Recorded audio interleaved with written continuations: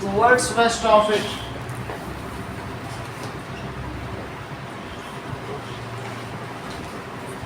Zero to 180 degree west. There are 180 longitudes. तो कितने हो गए? 360 longitudes हो गए. When Earth rotates on its axis, so in every 4 minutes it crosses one longitude. तो आपके यहाँ पे कोई longitude है, 4 मिनट बीतेगा तो दूसरा आ जाएगा, तीसरा आ जाएगा. तुम्हारी आंखों के सामने पूरे दिन के अंदर 360 longitudes 24 घंटे होते हैं. तो अर्थ जब जाएगी तो जब वो रोटेट करती है अपनी एक्सिस पर, तो 4 मिनट में कितना लॉन्जिट्यूड होगा बोलो? 1. ठीक है कि नहीं? रोटेशन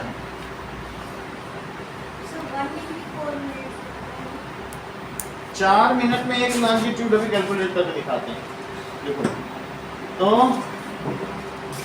अगर मैं इस पोजीशन पर खड़ा हूं और इस पोजीशन पर मेरे सामने कोई लॉन्जिट्यूड है, तो पूरा 24 घंटे में सारे लॉन्जिट्यूड्स गुजर जाने चाहिए एक एक करके, क्योंकि फिर से वही आ जाना चाहिए 24 घंटे में तुम्हारी आंखों के सामने घूम के. सो इन 24 hours you can see all the longitudes. अगर एक ही जगह खड़े रहो तो पूरा तो घूम नहीं जाएगी. देखो, सो देखो, in that is 360 longitudes can be seen. कितने में देखी जा सकती बताओ? इन 24 आवर्स. तो 1 longitudes कितने में देखी जा सकेगी? Can be seen. अगर तुम्हारे आंखों के सामने से 1 longitude क्रॉस होगा तो उसमें कितना समय लगेगा? दैट इज 24 आवर्स है, लेकिन मैं इसको मिनट से मल्टीप्लाई कर दे रहा हूँ. तो अब ये मिनट हो गया, और अब इसमें किससे डिवाइड कर दूं? 360 से. मिनट में बदल गया ना. अब फिर इससे डिवाइड कर दो 1 longitude के लिए. सो 60 से इसको कट करो तो ये 6 आया, और 6 से इसको कट करो तो कितना आया? 4 minute. So 1 longitude passes from our eyes, from point of observation in 4 minutes. So that is equals to 4 minute में 1 longitude पास हो जाएगा. अब आगे की बात करते हैं. नाउ, तो अर्थ हमारी कहाँ सिचुएटेड है? It is situated from 68 degree east to 97 degree east. यहाँ पर देखो, तो इससे यहाँ चलते चलते हम तो ईस्ट में ही चल रहे हैं, और अर्थ कहीं यहाँ पर है, ये इंडिया. तो अगर मैं इस तरीके से देखूं तो ये कितना हो जाएगा बताओ? ये वाला 7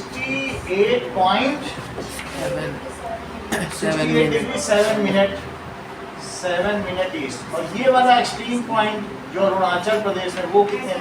97 डिग्री 25 मिनट ईस्ट. वो भी ईस्ट है. तो हमने देखा the extreme longitudes, extreme range of longitudes in which India lies. वो कहाँ से कहाँ तक है? यहाँ से यहाँ तक है. इसके अलावा ये जो सेंटर से एक लाइन जाती है, the line which cuts India into 2 hemisphere, northern hemisphere and southern hemisphere, तो उसको कहते हैं इक्वेटर. उसे क्या कहेंगे? जो बीच से लाइन जाएगी. Okay, now see what is prime meridian and anti meridian.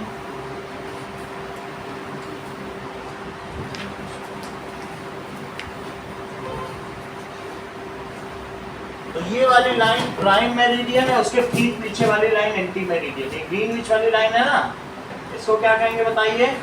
Prime meridian. Prime meridian, प्रधान मध्याह्न रेखा. और इसके ठीक जो पीछे वाली लाइन है उसे क्या कहेंगे? Anti meridian. Sir anti meridian कहाँ पर है? एंटी मेरिडियन इसके पीछे. जैसे तुम किसको, ये ग्लोब है, तो ग्लोब में क्या करो? ये देखो, कौन सी जगह? यहाँ पर इस ग्लोब में, यहाँ पे लंदन है. तो अगर मैं यहाँ से ऊपर से एक लाइन ड्रॉ करूँ तो ये लंदन है. तो यहाँ से ड्रॉ करूँगा तो ये सामने वाली है प्राइम मेरिडियन. ठीक है, और फिर इधर इसके ठीक पीछे वाली वो क्या है? Anti meridian. अब ध्यान दो जरा, ये यहाँ पर this is Pacific Japan, Ocean। ये क्या है? ये सूरज है तो और ये जापान है। जापान को निप्पन कहा जाता है। क्या कहता है? निप्पन का मतलब है सूर्योदय का देश। सूर्योदय का सबसे पहला सूर्योदय क्या होता है? दिन की शुरुआत पूरे ग्लोब में सबसे पहले नया डे कहाँ से शुरू होगा? जापान से। तो धीरे धीरे जब ऐसे चलेगा तो अगर हम जापान से चलेंगे तो यहाँ धीरे धीरे आप यहीं से देख लो कि यहाँ सबसे पहले जब जापान से शुरू होगा तो ये सब इंडोनेशिया ये सब आएंगे, फिर भारत आ जाएगा। अभी तक इंग्लैंड में उजाला नहीं हुआ, जापान में हो चुका है, लेकिन हम जापान से चलेंगे तो फिर क्या होगा बताइए? यहाँ पर इन इंडिया, जब इंडिया में यहाँ सूरज है ना, अर्थ ऐसे रोटेट कर रही है, ईस्ट में सबसे पहले सूरज, इंडिया में भी ईस्ट में सबसे पहले निकलेगा, अरुणाचल प्रदेश में, सबसे लास्ट में गुजरात में होगा। भाई हमारी अर्थ यहाँ देखो तुम, तो ये अर्थ है और यहाँ पे सूरज है, तो सूरज यहाँ पे जब रोटेट करेगी तो यहाँ पे सबसे पहले आएगा ना सूरज, फिर धीरे धीरे फिर ये वाला हिस्सा इधर आ जाएगा, घूम रही पूरी अर्थ, ये भी घूम जाएगा साथ में, तो घूम जाएगा। 2 घंटे बाद गुजरात में सूरज आएगा। और जरा देखो, वही आपसे कहा यहाँ से लेकर जो प्राइम मेरिडियन है लंदन में ग्रीनविच, तो वहाँ पे कब आएगा? तो 68 डिग्री है, इसमें 4 मिनट का और मल्टीप्लाई करो, तुमको पता चलेगा हमसे 4.5 घंटे बाद लंदन में होगा। हमसे कितनी देर बाद होगा? समझ में आ गई बात कि नहीं? तो जब यहाँ पर हम होंगे तो जब हमारे यहाँ AM होगा, सुनिए, सूरज निकल गया, AM आ गए, तब भी यहाँ PM है, रात ही तो होगी, तो 5.5 घंटे होगा। 68 से 4 का मिनट, 4 का मल्टीप्लाई करो, पता चल जाएगा। बता दिया ना 4 मिनट है, तो तुम 68 और मल्टीप्लाई बाई 4 और बाई 60 कर लो, भी पता चल जाएगा।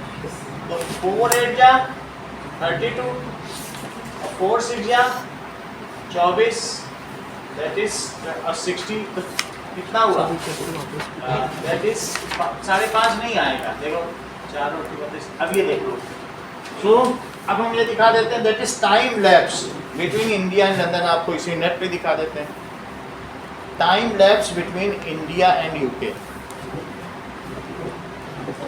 तो 4.5 घंटे और पहली लाइन भाई वो तो इससे मल्टीप्लाई से आ जाना है। आप यही देख लो ना कि 4 घंटे 32 मिनट, 240 और 32 मिनट है कि नहीं? जब हमें 4 मिनट का पता चल गया तो पता चल ही गया, तो प्राइम मेरिडियन एंटी मेरिडियन सब पता चल गया। तो अब इंडिया की टोटल लोकेशन कितनी बताइए? यहाँ से देखो, द टोटल एक्सट्रीम लॉन्जिट्यूड्स। तो हमें अब आपसे क्वेश्चन जो आने वाला ये आने वाला है कि बताओ अरुणाचल प्रदेश और गुजरात में सूर्योदय के बीच में कितने का डिफरेंस है? तो बीच में जो स्टैंडर्ड लाइन ली गई है, तो स्टैंडर्ड टाइम लाइन वहाँ पे क्यों ली गई? अब ये चीज़ें समझ आया? देखो एक्सट्रीम लॉन्जिट्यूड्स क्या है इंडिया के, that is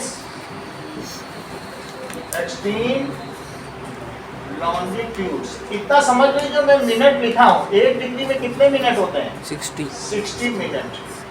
so 1 degree is equal to 60 minutes. मतलब 1 डिग्री के 60 पार्ट्स कर दो ऐसे, तो एक ये 1 डिग्री है, तो इसके एक पार्ट को 1 मिनट कहेंगे, समझ आ गया? 1 मिनट के भी पार्ट होते हैं। हाँ 60 सेकेंड, तो वो और extreme longitudes of India are, या India lies between longitudes, that is 68 degree 7 minute east and that is 97 degree 25 minute east. इनका डिफरेंस करो तो 97 डिग्री 25 मिनट और 68 डिग्री दैट इज 29 डिग्री आएगा, और कुछ मिनट आएंगे 7 14, तो दैट इज 18 मिनट ही आ जाएगा, और 29 डिग्री, सही है? अब 29 डिग्री का जरा मल्टीप्लाई करो, तो 29 डिग्री घूमने में कितना समय लगेगा? अगर एक में 4 लगता है तो दैट इज 4 मिनट। उसको घंटे में भी बदला जा सकता है, अगर मैं 60 से डिवाइड कर दूं तो भी आवर हो गया, सही है? पहले मिनट में किया, फिर 60 से डिवाइड करती आवर हो गया।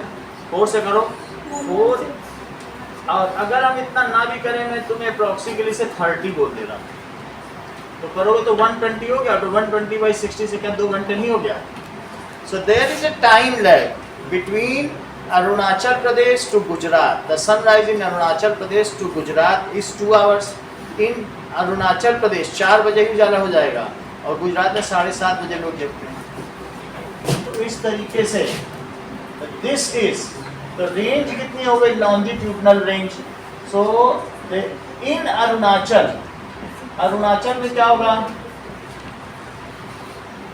जिसमें अरुण, अरुण का मतलब सूर्य और सूर्य का आंचल जिसको सबसे पहले मिले, जैसे उसको निप्पन कहते हैं तो हमने भी इसका नाम अरुणाचल रख दिया, हम उनसे पीछे क्यों रहे, अरुण का आंचल है हमारे यहाँ भी, ठीक है। और दैट इज जब पूरा सब बीच जाए तब भी वहाँ रात रहे, गुजरी हुई रात तो गुजरात, गुजरात वो अरुणाचल। सो इन अरुणाचल सर तो फिर राजस्थान में कितने देर में होगा? धीरे, बस वो जैसे जैसे टाइम लैप्स है धीरे धीरे यहाँ से आएगा, फिर राजस्थान में उजाला, फिर सूरज वहाँ भी पहुँच जाएगा। कितनी देर में ये cover करता कितनी देर में, राजस्थान की लोकेशन ये है तो देख लो कौन सा लॉन्जिट्यूड जा रहा है। मुझे लगता है राजस्थान और गुजरात के बीच में कितना टोटल होगा, टोटल 2400 किलोमीटर की वो लाइन है, टाइम लाइन, तो उसी से आप चाहे उससे रेंज से पता कर लो। तो हमको लगता है यहाँ से आधे घंटे बाद वहाँ पर, टोटल तो 2 घंटे है, 20 मिनट बाद वहाँ हो जाता हूँ। That is there is early sunrise. ये कैसा होगा, अर्ली सनराइज, और and 2 hour later sunrise is observe in Gujarat. 2 घंटे बाद होगा, and 2 hour later sunrise is observe in Gujarat. लेकिन in a single country there can not be 2 different time line, एक ही जैसा होगा। सो वी हैव, इसलिए इंडिया में हमने 2 टाइम लाइन नहीं लिया है। हमने क्या किया है, देखो इससे और इससे ये चीज है। अब देखो तुमको क्या चीज बताई गई है, जैसे तुम्हारे 60 नंबर आए मैथ्स में और 80 नंबर आए साइंस में, तो तुमसे कहा जाए एवरेज निकालो, तो तुम क्या 140/2 करके 70 दोगे। इसी तरीके से हमारी एक एक्सट्रीमिटीज क्या है बोलो, 68 डिग्री 7 मिनट, और दूसरी एक्सट्रीमिटी क्या है 97 डिग्री 25 मिनट। इन दोनों को जोड़ के बाई 2 करो, एवरेज निकालें। वही लाइन इलाहाबाद के पास एक मिर्जापुर है, वहाँ से आनी चाहिए, तो जरा से काउंट करो, क्या ये 82 डिग्री 25 मिनट आ रही है, जरा करके देखो। तो 25 + 7 कितना होता है बताओ, सर 32। और ये बताओ इन दोनों को जो 68 और 97 कितना हो जाएगा 165। तो 165 डिग्री और बाई 2 कर दो, तो चलो ये कितना हो बताओ 82। देख लो मिनट और डिग्री को अलग अलग करने में, तो ये देखो ये कितना हुआ बोलो 165 डिग्री 32 मिनट है, बाई 2 है, तो तुम पूरा पूरा तो नहीं डिवाइड होगा, क्या तुम इसे 164 डिग्री और +1 डिग्री 32 मिनट लिख सकती हो, तो फिर आराम से हो जाएगा। 1 डिग्री कितना होता है, क्या 60 मिनट बाई 2, तो बोलो 164 डिग्री और +16 मिनट और +32 मिनट, तो अब कितना हो गया 164 डिग्री और प्लस क्या है 92 मिनट बाई 2। अब सही है, अलग अलग कर लो, तो इसमें करोगे तो क्या 82 डिग्री आया, और यहाँ से कितना आ गया बोलो 46 मिनट। अब मिर्जापुर से जाने वाली टाइम लाइन का जरा लॉन्जिट्यूड देखो क्या लिखा है, कोई बात नहीं, वो एक किसी उससे लिया गया उतने मिनट का फर्क नहीं है, तो है वहीं पे, वो लगभग मिडिल से निकल रही है। तो इसलिए जो मिर्जापुर यहाँ इलाहाबाद में यूपी में है मिर्जापुर, तो वहाँ से क्या लिया जाएगा, that is standard time line, ठीक है, of the country passes through Mirzapur near. अभी पहले इलाहाबाद कहते थे, लेकिन अब फिर वो वहाँ योगी का साम्राज्य है, तो वो इलाही दीनी इलाही के नाम पे इलाहाबाद पड़ा, लेकिन उन्होंने उसको बोल दिया कि भाई 3 नदियाँ जहाँ मिलती हैं उसको प्रयाग कहते हैं, तो प्रयागराज। 2 मिली तो वो 2 नदियों के मिलने के भी स्थान को क्या कहते हैं अभी बता रहे हैं, ठीक है। तो इस तरीके से तो ये चीज़ है, मिर्जापुर में प्रयाग 3 नदियाँ मिली ना, गंगा जमुना सरस्वती, तो उसका नाम प्रयागराज। तो पहले इलाहाबाद बोलते, लेकिन अब बोलना मिर्जापुर नियर प्रयागराज, ऐसे बोलते। ठीक है, अब देखो तो अगर एक 1 लॉन्गिट्यूड 4 मिनट्स है तो फिर आपने 1 डिग्री को 60 मिनट्स को 1 डिग्री को बदल दिया ना मिनट में, 1 डिग्री 60 मिनट। सर मतलब यहाँ पे 1 लॉन्गिट्यूड का डिफरेंट है, वहाँ पे डिफरेंट। कहाँ पे? दोनों एक चीज़ नहीं है लॉन्गिट्यूड और डिग्री। सर इधर 1 लॉन्गिट्यूड 4 मिनट्स है, हाँ। तो वहाँ पे 1 डिग्री 60 मिनट्स किया है, दोनों अलग ही। 1 लॉन्गिट्यूड थोड़ी ना 40 मिनट है। जब यहाँ है अर्थ एक पॉइंट पे, जब यहाँ से 4 मिनट होंगे तो एक लॉन्गिट्यूड शिफ्ट होगी दूसरे पे। मीन ये मिनट टाइम वाला है और ये उसका डिवीजन, दोनों मिनट अलग अलग है। ये ना सोचो ये मिनट है, ये कौन सा मिनट है बताओ। एक लॉन्जिट्यूड जब पास होता है तो 4 मिनट में पास होता है। इस तरीके से तुम यहीं खड़े रहो और 360 लॉन्जिट्यूड्स पूरे दिन में पास हो जाएंगे। ये वो वाला मिनट है, समय का मिनट है। और ये डिवीजन यहाँ मिनट में दिखाया भी नहीं, इसको भी मिनट कहते हैं। इसके अगर 60 पार्ट कर दिए जाए तो एक पार्ट को 1 मिनट कहेंगे, तो 1 इसे मिनट कहें, इस गैप को मिनट कहें, और यहाँ समय को मिनट कहें। मतलब किसी जगह से ये जो घूम रही है तो 4 मिनट गुजरेंगे तो एक लॉन्जिट्यूड यहाँ से पास हो जाएगा, फिर दूसरा, तभी तो पूरे 360 पास होंगे। So what is the time lapse that in 4 minute 1 longitude passes through a point. So 360 longitudes passes in 24 hours. और पूरे इसलिए इसको सारा पास होगा अर्थ, तो ये भारत पास हो जाएगा अरुणाचल से गुजरात, तो 2 घंटे लगेंगे। तो बीच वाला मिर्जापुर ले लिया 82 डिग्री कितने मिनट, 30 मिनट, यहाँ लिख लो तो 30 मिनट। अब हम इस पर एक 3 मार्क्स का क्वेश्चन उसे लिख लें। बात समझ में आ गई ना कि क्या है?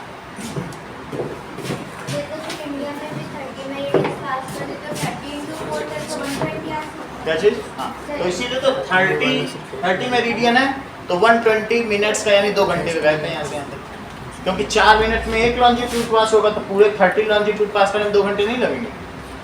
2 घंटे, लेकिन ऐसा हम नहीं मान सकते यहाँ 2 घंटे पहले उजाला मान लें, वहाँ 2 घंटे, क्योंकि सारी कंपनियाँ तो पूरे भारत में हैं। वहाँ के एम्प्लॉय जल्दी पहुँच जाएंगे या देर में, फिर वो कहेंगे हेलो गुजरातीस, कहेंगे अभी मैं सो रहा हूँ। अच्छा लगेगा सुनने, कहेंगे हम तो आ गए, वो सो रहे हैं, हमारी कंपनी के वो भी 2 घंटे सो जाएंगे अपने यहाँ।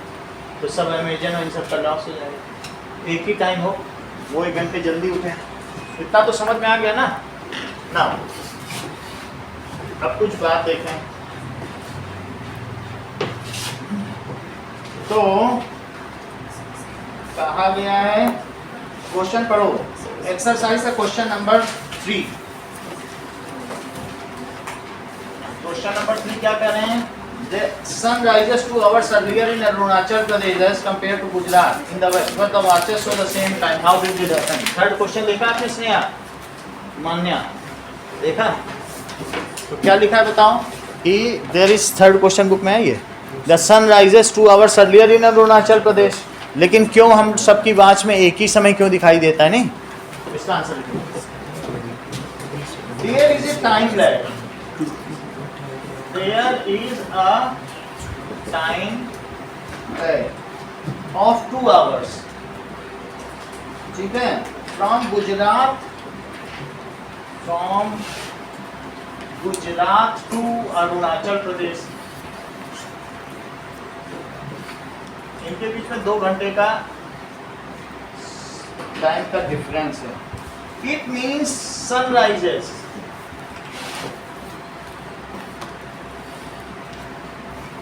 2 hours earlier in Arunachal Pradesh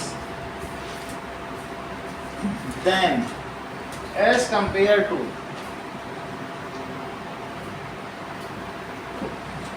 Gujarat, जो कि कहाँ पर है? इन वेस्ट में। वेस्ट में। अब देखिए,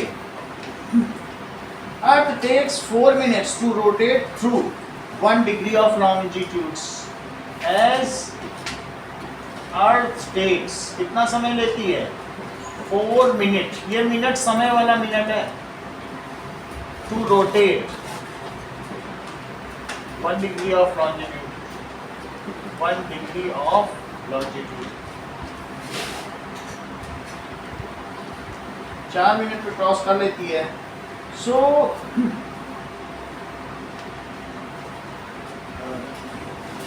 okay, as the longitudinal extent of India is approximately 30, कितना बताओ डिफरेंस? लॉन्जिट्यूडनल एक्सटेंट कितना है? As longitudinal extent of India is 30 approximately कितना है? Approximately 30 डिग्री का लॉन्जिट्यूडनल एक्सटेंट। ये बहुत बड़ा लॉन्जिट्यूडनल एक्सटेंट है। 7th रैंक है हमारी जो एरिया में। तो 3,23.28 स्क्वायर किलोमीटर एरिया है हमारा, मिलियन स्क्वायर किलोमीटर एरिया। अब जो देखो 30 डिग्री ये क्या है बताइए? अप्रोक्सीमेटली। सो क्या होगा? Sun takes 2 hours to cross it. Sun हम ऐसा लिखेंगे, सन क्रॉस कर रहा है, takes 2 hours to cross it. But a country can not have 2 timeline. But a country cannot have 2 timelines. आज जितना हो पाएगा एसएसटी कवर कर देंगे, फिर इसके बाद हम मैथ और साइंस में रिवीजन करेंगे, ठीक है? आज लास्ट है। देखिए तो 2 timeline. So we have selected Indian standard timeline through mid of India. इसलिए so we have selected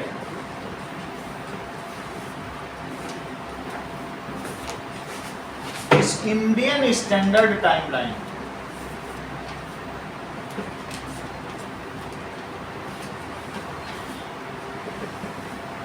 through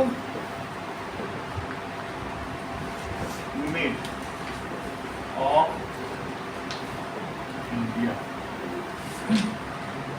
The through mid of India से निकलती है। It is, अब यहाँ कितना लिखा है? इसको तुम 82 डिग्री या ये भी लिख सकते हो, क्योंकि 30 मिनट में हाफ डिग्री होती है, ऐसे भी। और ईस्ट जरूर लगाना, ईस्ट नहीं छोड़ सकते। तो it is Mirzapur, Mirzapur near Prayagraj in Uttar Pradesh,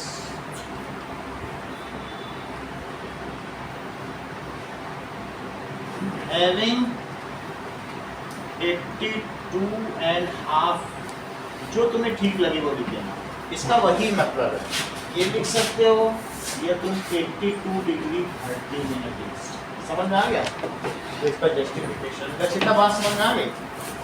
this is the reason and this timeline is considered throughout India as a standard timeline। यही टाइमलाइन सब जगह माननी पड़ेगी। जो यहाँ का समय है वही सब जगह। वैसे तो एक एक लॉन्जिट्यूड में ही समय बदलता है, और वही मान है। पूरी दुनिया की घड़ी देखोगे तो बस लॉन्जिट्यूड के हिसाब से समय दिखाती है। दिल्ली का अलग दिखाएगी, सबका अलग अलग दिखाएगी, क्या क्या है, लेकिन फिर भी ये मानना है।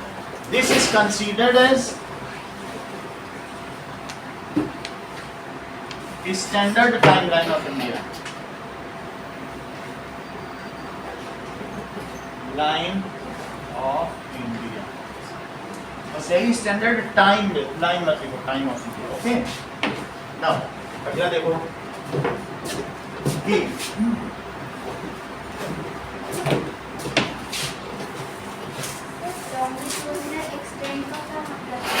That is the range. हम किस से कहां कर रहे हैं, हमारा सीमा विस्तार कहां से कहां।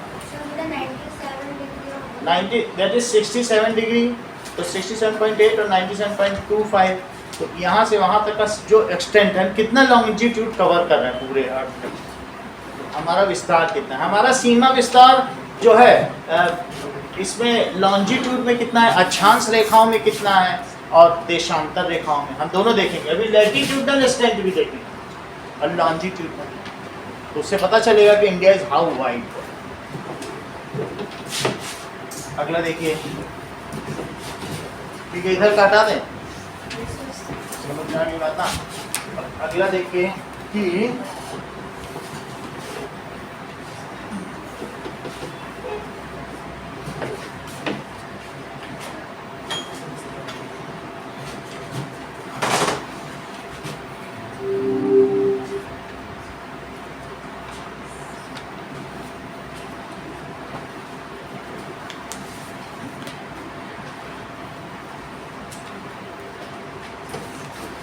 India size and location sunlight studies.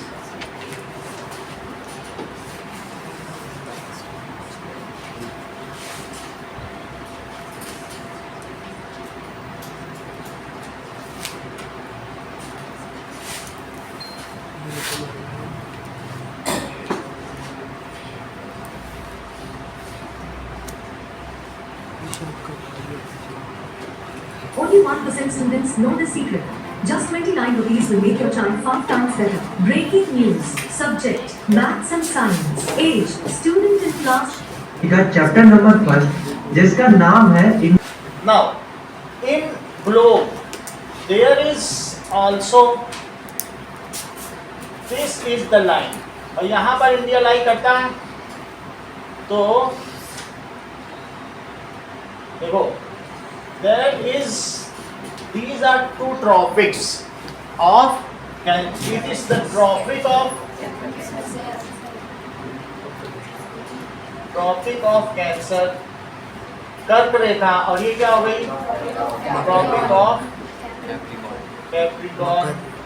This is equator जो इक्वेट करे. तो हमने देखा विषुवत रेखा, कर्क रेखा और मकर रेखा. तो उसी से हम मकर संक्रांति 14 जनवरी को पाते हैं जब सूर्य सीधी रेखा में होता है. We will see later on. However ये जो है it is 0 degree. The horizontal lines, hypothetical imaginary horizontal lines which are drawn. अगर हम इसको देखें तो अर्थ में कुछ इस तरीके से लाइंस ड्रॉ की गई हैं.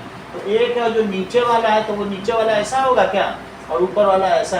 तो इस तरीके से there are the lines which are drawn throughout the earth. या और नीचे बना लें तो ये देखा जा सकता है, ये नीचे है. तो ये दो पार्ट्स में कौन डिवाइड कर रहा है, दैट इज इक्वेटर.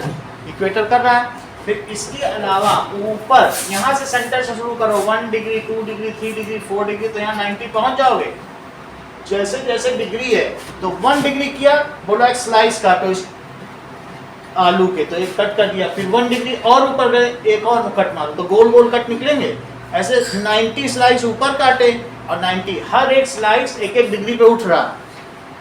तो द सर्कुलर, इसे क्या कहेंगे बताइए. जो लॉन्जिट्यूड्स हैं वो लीनियर है. खरबूजा कभी सर्कुलर होगा क्या, उसकी एक फाँक अगर 360 फाँक की जाए, वो नहीं हो सकते ना. तो ये वाली जो लॉन्जिट्यूड्स हैं वो सर्कुलर नहीं है.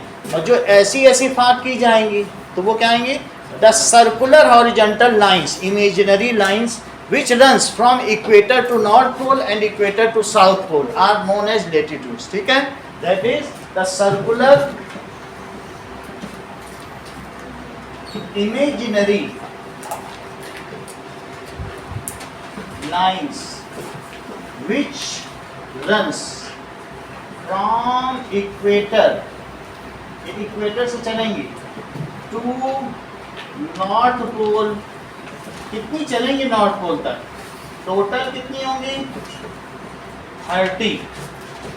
ठीक है. And to south pole, equator to south pole, वो भी 90 होंगी. दोनों कितनी कितनी होंगी, equator to south pole are, these are called that is latitude. इन्हें क्या कहेंगे, ये latitude है. तो अगर आपसे कोई कहे कि किस latitude में पढ़ते हो, तो ये यहाँ से अगर लिया जाए तो आप ये जान लें कि ये 23.5 डिग्री नॉर्थ है. अगर यहाँ तुम एक डी लेके खड़े हो जाओ तो कितना डिग्री बनेगा यहाँ से, बोलो 23 डिग्री और 30 मिनट, यही तो बनेगा. और नीचे इतने पे चले जाओ तो क्या बनेगा, बोलो 23 डिग्री और 30 मिनट साउथ. सही है कि नहीं. तो हम नॉर्थ के ऊपर हैं और हम ट्रॉपिक्स में पड़ते हैं. ट्रॉपिकल क्लाइमेट वो होता है, ये सब ट्रॉपिकल क्लाइमेट है जहाँ भीषण गर्मी पड़ती है और खूब सारा एवरग्रीन सदाबहारी वन, जहाँ हमेशा पेड़ में पत्ते बने रहते हैं और जहाँ हर्ब्स, सर्ब्स और ट्रीज तीनों ही रहते हैं. नीचे हर्ब, फिर सर्ब, फिर ट्रीज. हर्ब के पत्ते झड़ जाएंगे तो सर्ब के रहेंगे, सर्ब के झड़ेंगे तो ट्रीज के. बोलो पूरा सभी एक साथ झड़ेगा. जब ट्रीज के झड़ जाएंगे तो सर्ब्स में धूप पड़ेगी, वहाँ हरा भरा, सब्ज के जड़ गए तो हर में, तो कभी ना कभी तो धूप पड़ती रहेगी किसी न किसी, तो एक लेयर में या एक स्टेटा में तो वहाँ घनापन रहेगा। इस प्रकार से इन वनों को क्या कहते हैं? सदाबहारी वन, दैट इज एवरग्रीन फॉरेस्ट। और जहाँ सिर्फ एक ही लेयर हो उसको डेसिडुअस फॉरेस्ट, पर्णपाती वन। जैसे इंग्लैंड, यूरोप, पत्ती झड़ गई तो पूरा यूरोप इंग्लैंड जंगल जंगल बन रहा है, वहाँ तो सिंगल लेयर है ना। लेकिन हम लोग तो ट्रॉपिकल रीजन में, ट्रॉपिकल रीजन में ही सनलाइट सीधी पड़ती है और ट्रॉपिकल रीजन में ही खूब दबा कर बारिश होती है। और जगह तो स्नो पड़ती होगी, हमारे ट्रॉपिकल रीजन में तो बारिश होती है। बारिश की वजह से यहाँ मार्शी लैंड भी है और इस वजह से यहाँ 3 लेयर ऑफ वन पाए जाते हैं, हर्ब्स, श्रब्स, ट्रीज। और इस वजह से इन वनों को क्या कहते हैं? Evergreen forest. बात समझ आ गई कि नहीं? तो अब हम इस ट्रॉपिकल रीजन में जो ट्रॉपिक ऑफ कैंसर है ये इंडिया के मिडिल से जाती है। अच्छा, यहाँ से शुरू की जाए तो 0 डिग्री है। क्या पलक आप मुझे बताएंगे जो लोवेस्ट लैटिट्यूड है वो कितना हो सकता है? इंडिया के बॉटम में जो कहीं ना कहीं कावा रास्ते से गुजरता होगा, क्योंकि लक्षद्वीप है, वहीं से गुजरेगा तो कितना होगा? 4 मिनट। और जो सबसे ऊपर K2 कराकोरम पास 37 डिग्री 6 मिनट्स। 6 मिनट। तो अब यहाँ पर लिखते हैं that is the latitudinal extent, ठीक है, या extent of latitude in India is. अच्छा, ये बताओ, नीचे ऊपर का बता दिया तो 8 डिग्री, ये हमने इंडिया का बता दिया पूरा, देख लो। तो लेकिन ये क्वेश्चन मानसी के लिए है, सबके लिए तो नहीं। ये 8 डिग्री 4 मिनट है और ये कितना है? 37 6 मिनट। ये भी इसी सब नॉर्थ है क्योंकि हम नॉर्थ में पढ़ रहे हैं ना। तो ये बताओ कि यहाँ पहले सूरज निकलेगा मानसी की, यहाँ इस साइड, यानी लैटिट्यूड नहीं डिसाइड करते हैं, लॉन्जिट्यूड डिसाइड करते हैं कि पहले सनराइज कहाँ होगा, फिर लैटिट्यूड क्या डिसाइड करते हैं सृष्टि। ये अच्छा बताया इन्होंने, बताया कि कहाँ ठंडक जा रही, बहुत बड़ी बात बताई निष्का ने। बोले कि जितना दूर होता जाएगा, है ना इंटेलिजेंस, कि दूर होने पर वो यूरोपियन साइड और टेम्परेट क्लाइमेट है, पोलर रीजन, तो इसलिए ये चीज़ उन्होंने बता दी कि ये ठंडी और ये गर्म। वास्तव में यही अगला क्वेश्चन भी है जो निष्का ने बताया कि it is latitude decides the temperature. जो पास जितना इक्वेटर करेगा वहाँ सनराइज सबसे सनराइज सीधी पड़ेंगी और दूर रहेगा तो तिरछी पड़ेंगी, तो वहाँ पर क्या होगा बताइए। तो जो लॉन्जिट्यूड्स है it decides the time and latitudes decide that is the variation in temperature. सही है, इस चीज़ को लिखा। तो the latitudinal extent of India, range या extent of India is from 8 degree 4 minute north to 37 degree 6 minute north, ठीक है। सो वी कवर, हम कितना करते हैं जरा इसे सब्ट्रैक्ट करके देखो, 30 तो आ ही रहा था, 29 समथिंग आ रहा है कि नहीं। सो वी कवर अप्रॉक्सीमेटली, हम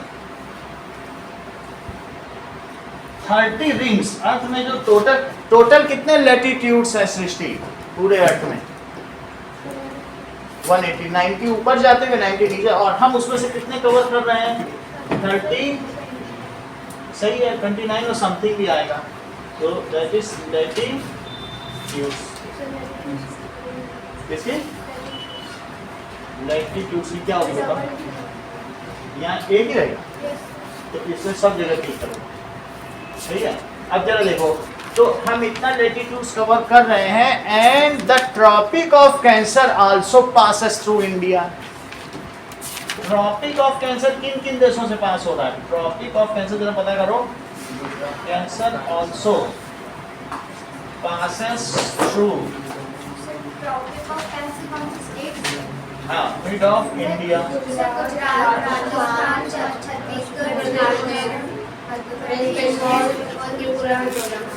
ये ठीक है, इन्होंने बिल्कुल सीरियली बताया है, अब मैं भी सीरियली लिखता हूँ। इट पासेस थ्रू, तो पहले गुजरात पड़ेगा, फिर राजस्थान, गुजरात के अंदर मध्य प्रदेश आ रहा है क्या? सो इट पासेस थ्रू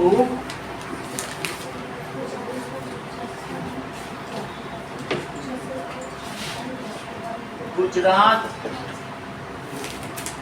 मध्य, राजस्थानी होना चाहिए, राजस्थान और फिर मध्य प्रदेश, मध्य प्रदेश, छत्तीसगढ़,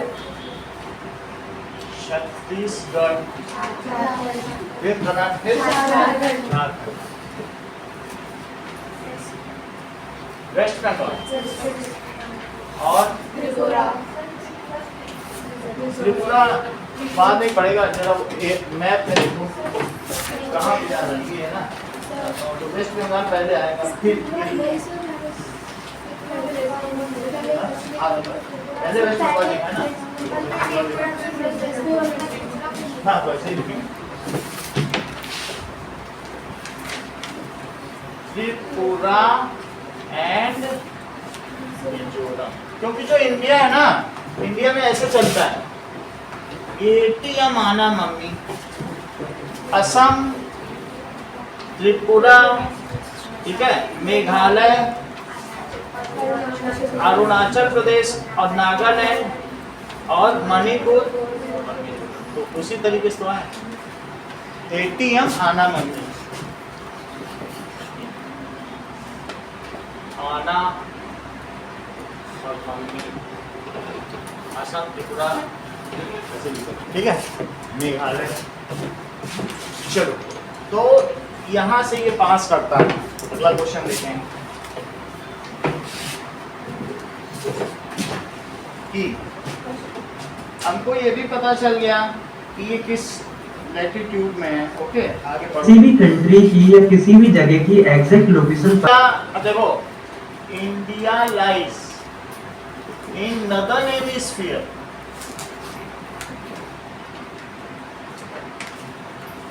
ठीक है, it's total area is 3.28 million square kilometre. 1 million में 10 लाख होते हैं, ये 60 square kilometre. It ranks 7th in world, ठीक है। अगर हम देखें तो in comparison of place, India is 7th largest, या एरिया के में देखेंगे। सो इंडिया कैसा है? 7th largest country in world, और इसको सब कॉन्टिनेंट भी कहते हैं। कॉन्टिनेंट तो नहीं है, लेकिन ये बहुत बड़ी पोजीशन है। तो ये सेंट्रल एशिया में बीच में लोकेटेड है। इसके एक तरफ वेस्ट एशिया और एक तरफ ईस्ट एशिया, तो इसकी its position, location is very important. 3.28 million square kilometre. और अगर हम वर्ल्ड वाइड देखें, Brazil, China, USA, Canada, above India Australia है, और ठीक है, ऑस्ट्रेलिया, ब्राजील। ऑस्ट्रेलिया में आप ये देखिए 17 करोड़ लोग ही रहते हैं, हमारे यहाँ 150 करोड़ लोग रहते हैं। 190% जमीन में रेगिस्तान है और वहाँ 10 रेगिस्तान पाए जाते हैं। हमारे यहाँ जैसे थार है, वहाँ 10 डेजर्ट्स हैं। तो इन, और जबकि कनाडा में टोटल 1 करोड़ ही पॉपुलेशन है, तो दैट इज, जबकि वो कितना बड़ा है देख लो, सबसे ज़्यादा उसकी 95% जमीन में बर्फ ही जमी रहती है। तो द ऑस्ट्रेलिया, कनाडा और ब्राज़ील, रशिया, चाइना, यूएसए, यही सब हमसे ऊपर है। एंड कनाडा, ये सभी के नाम लिखने, बस इनके नाम आपको लिखने हैं, वैसे तो इतना ऑर्डर कोई पूछेगा नहीं, ठीक है। So these are having area greater than India. इन सब का एरिया जो है, these lies in terms of area। तो एक ये भी क्वेश्चन पूछा गया, इसलिए मैंने बता दिया। आगे देखो, लार्जेस्ट कंट्री आप इस ग्राफ में भी देख सकते हो। अगर हम अपनी इंडिया की लैंड बाउंड्री की, इसलिए क्या कहा जा सकता है बताइए? इंडिया, देखो इंडिया इज सेंट्रली लोकेटेड, किसके किसके बीच में बोलो? East Asia and West Asia, and it is also southward extension of Asia, between East Asia. तुम बात बहुत करते हो पे, West Asia, and it is southward extension of Asia. तो कौन सी जो कोस्टल लाइन है हमारी, हमारी इधर वाली कोस्टल लाइन, जो कि कौन सी बोलो? West coastal line of India. सो इस तरीके से west coastal line of India connects our country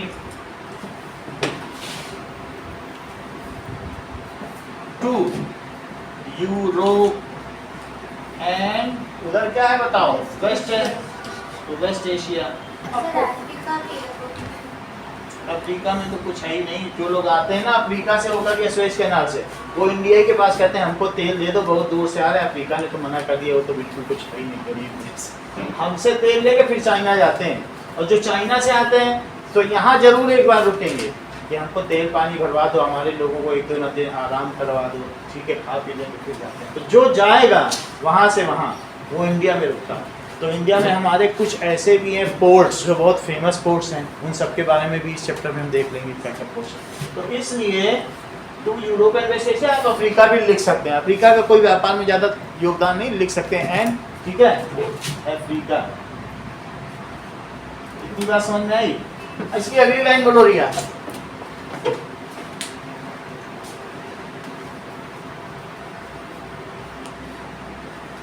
और एक हफ्ते से तो सो रही हो, अभी भी नींद नहीं पूरी हुई। लेट जाओ पीछे थोड़ी देर जाके, वहां ऑफिस में लेट जाओ। नींद तो पूरी जरूरी है, बीमार पड़ जाओगी। हाँ बोलो।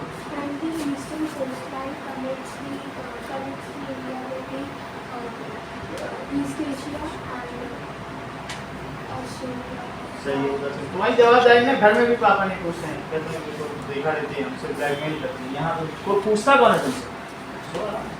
कोई डरो मत किसी से बेटा, अपने अधिकारों के लिए लड़ो। जब पूरी रात मोबाइल देखोगी तो यहाँ सोगी, ये नेचुरल है, प्रकृति से कोई लड़ सकता है। तो वेस्ट एशिया। अब बताओ इसने क्या बोला, देखें आप रिपीट कर पाते हो कि नींद खुली कि नहीं?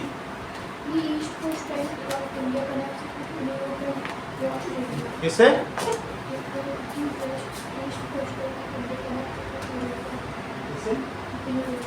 यूरोप से कनेक्ट। यही हाल होता है, टॉपर है पिछले साल की। चलो, so that is the eastern coast line.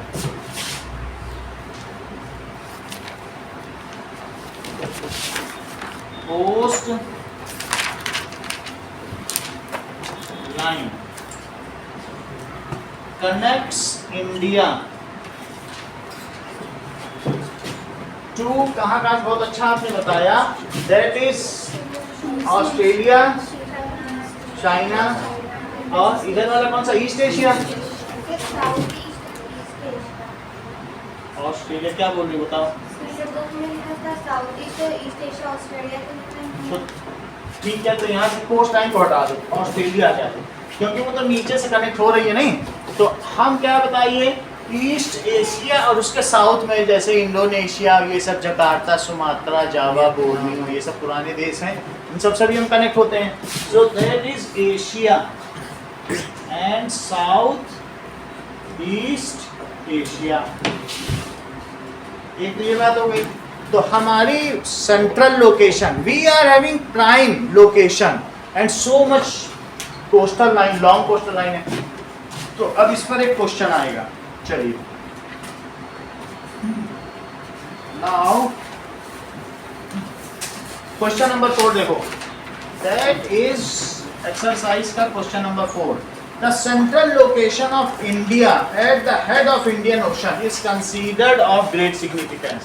ये भी important है, ये क्वेश्चन बहुत important है कि हमारी जो लोकेशन है वो ग्रेट सिग्निफिकेंस की क्यों है. देखो, Indian land mass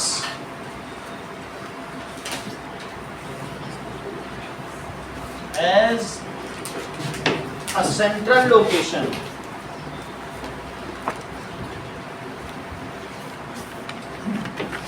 between East and West Asia, जैसा कि फिगर में भी दिखाया गया है, ईस्ट एंड वेस्ट एशिया हमारी सेंट्रल लोकेशन है.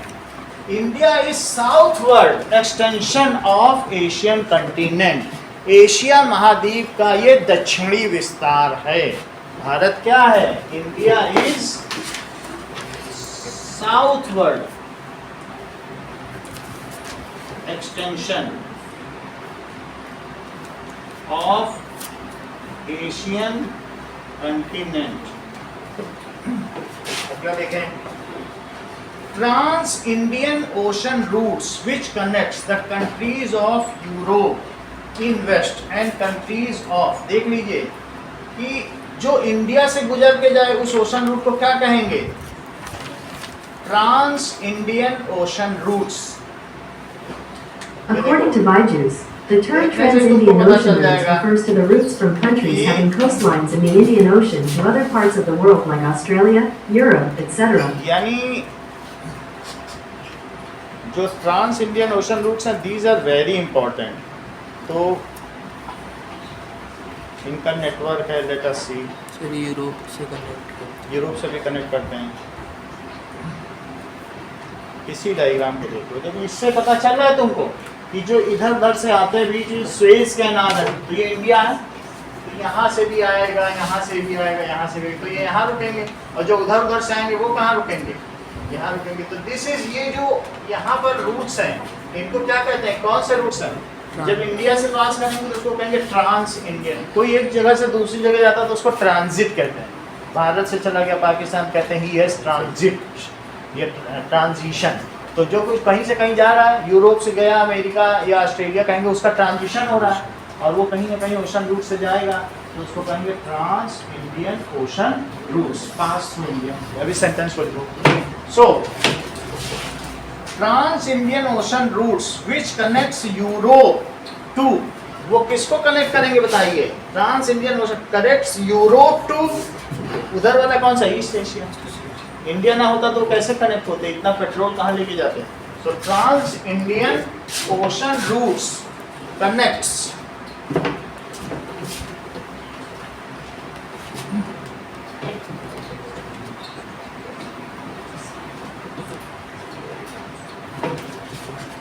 now Trans-Indian Ocean route connects. now India sentence पूरा करो. ये ट्रांस इंडियन ओशन रूट से किस किस को कनेक्ट करते हैं? टू बताओगे? Connects Europe to East Asia. East Asia को कनेक्ट करते हैं. क्योंकि ये जो हम यहाँ पर देखें तो इंडिया की जो लोकेशन है, तो दैट इज यहाँ से, ये यूरोप है, तो यूरोप से स्वेज कैनाल से निकलेंगे कि नहीं है, और फिर यहाँ आएंगे और फिर यहाँ से किस में चले जाएंगे? ऐसा चले जाएंगे. इधर चले जाओ तो यही तो जापान है. This is from Europe to, ये यूराल पर्वत है. तो इंडिया इन दोनों एशिया के मध्य में सीधे साउथवर्ड एक्सटेंशन है. तो यूरोप को किससे कनेक्ट कर रहा है? ठीक है. टोटल यूरोप की पॉपुलेशन भारत की पॉपुलेशन की 1/6 है. पता होना चाहिए. सर, तो यूरोप एक तीसरी रास्ते से क्यों नहीं आता? साइड से फिर वो क्योंकि गोल है तो पीछे से भी तो आ सकता. कहाँ से गोल है? तो पीछे से फिर यहाँ अमेरिका पड़ेगा. सर मतलब ऐसे गोल ही है ना. तो गोल होने पर यहाँ पर ऐसे अगर आना चाहे तो इस अमेरिका को क्रॉस करें, तो बहुत ज़्यादा वो पेट्रोल भी वेस्ट। वो तो सही नहीं है ना। अटलांटिक ओशन, पैसिफिक ओशन, यहाँ से ये जो है ना, पहले यहाँ से इंडिया आता था तो 6 महीने लगते थे, जो ये ईस्ट इंडिया कंपनी की जो 8th में आपने बुक में पढ़ा है ना, लेकिन फिर इसको सुएज कैनाल वाला रास्ता मिल गया तो इसे फिर 3 वीक्स में ही आने में मिल गया। और सर इधर से जाएगा तो नीचे से उधर जाना पड़ेगा, क्योंकि नीचे उधर से तो जाना सर पड़ेगा। अमेरिका यहाँ पर ने भी कर ट्रेड है, कौन सा है मतलब का ट्रेड है सर, यहाँ लेकिन नो सर वो अलग है सर, वो है ना, कोई भी ट्रेड है तो इस्टमस ऑफ पनामा वाली है। हाँ, पनामा है, पनामा ट्रेड है, तो पनामा जल संधि है, तो वहाँ से नहीं जाकर के ये बहुत मुश्किल रास्ता है उधर जाने में, तो ये ठीक है, ठीक है। और वैसे भी जो उधर से जाने पे उसको कुछ खास मिलेगा नहीं, असली पॉपुलेशन डेंसिटी और मज़ा यहीं पे, सारा सामान उसका यहीं बिकेगा। वो बहाने से जाता है वहाँ बेचना तो भारत में ही है। टोटल वर्ल्ड की पॉपुलेशन का यहीं पर 1/5 रहता है, तो आदमी सामान कहाँ बेचेगा, कहेगा वहाँ जा रहे हैं, उसका जहाज यहीं खाली हो जाता है, जो यहाँ से वहाँ आता है आधा यहीं खाली कर देता है। इंटरेस्ट इंडिया में है ना, तो इस तरीके से वहाँ जाएगा, वहाँ कुछ मिलेगा। कनाडा पूरा खाली पड़ा है बर्फ से, और अब टाइटेनिक बन गया, आइसबर्ग में फंस गया तो और ही दिक्कत। तो इस तरीके से इन सब जगहों से लोग नहीं जाते, इधर से जाएंगे तो यहाँ से जाना पड़ेगा। इसको हैवी टैक्स दो, पनामा कैनाल जल संधि, सही है कि नहीं? तो ये भी टैक्स लेता है, सीरिया इसका टैक्स लेता है।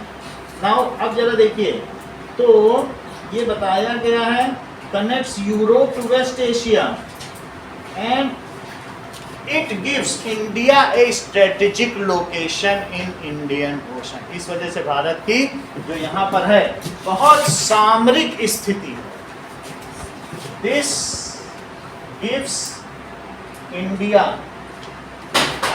Strategic location in Indian ocean. Indian ocean में हमारी स्ट्रेटेजिक लोकेशन है, क्योंकि सारी कंट्री यही जो भी शिप्स आते हैं वो यही रुकते हैं। नाउ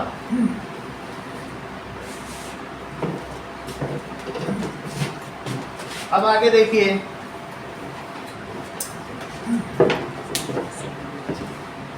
जो हमारा डेक्कन पेनिनसुला है, it has played a key role in cultural transaction throughout the world. सारे विश्व में जो संस्कृति फैली है वो हमारे डेक्कन पेनिनसुला से होकर फैली है।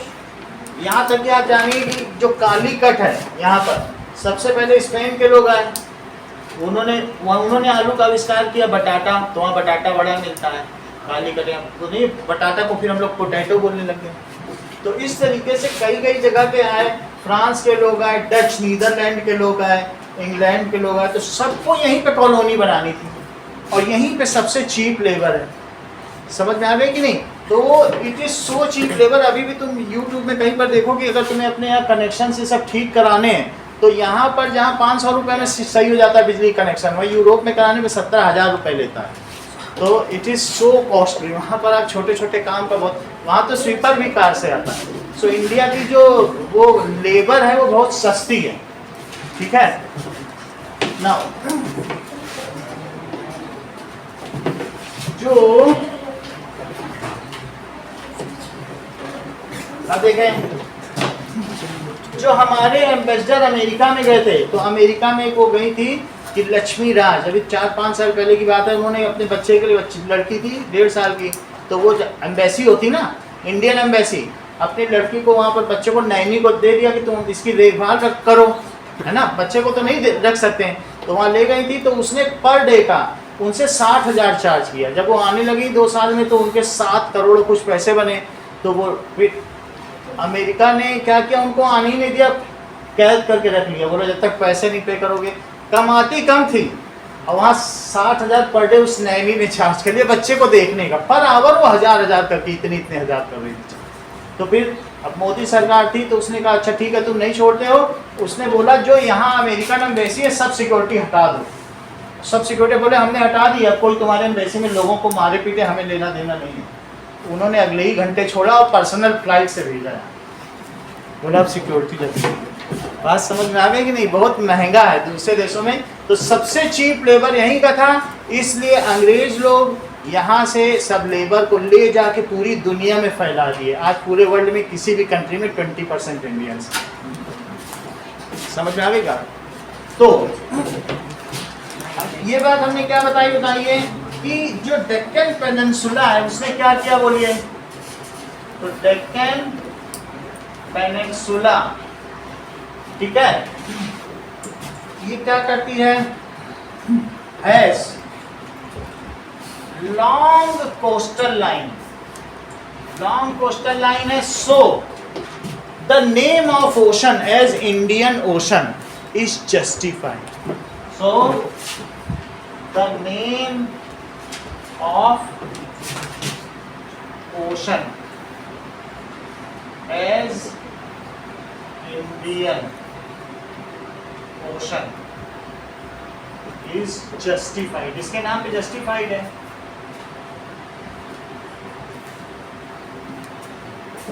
ये कहा जाता है कि यहीं पर कि जो हमारा गुप्त साम्राज्य का समुद्रगुप्त था उसका घोड़ा 3 सागरों का पानी पीता था।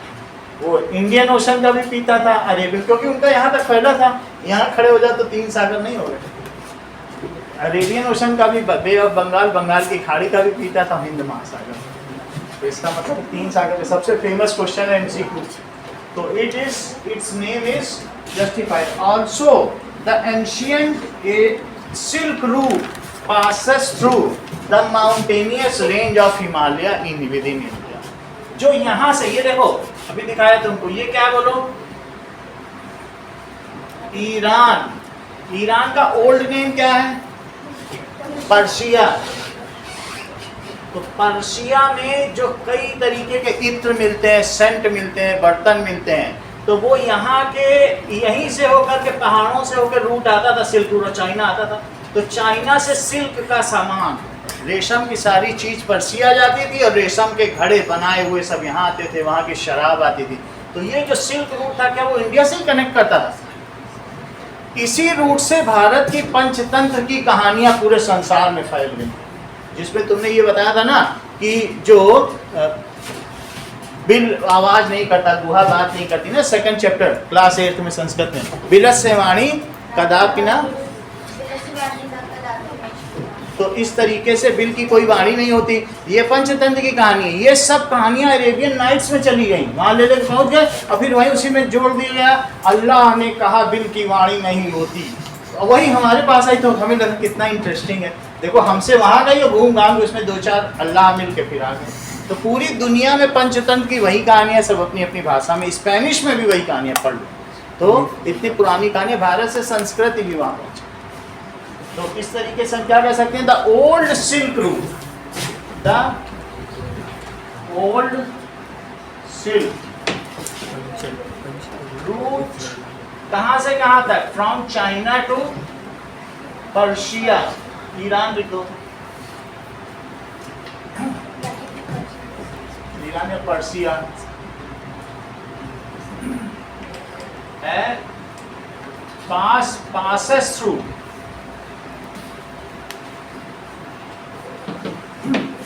माउंटेन, ये Himalayan range,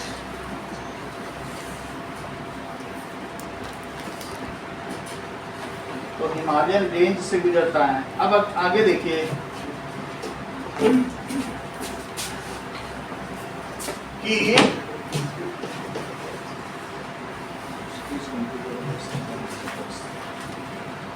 okay, math skills देखिए।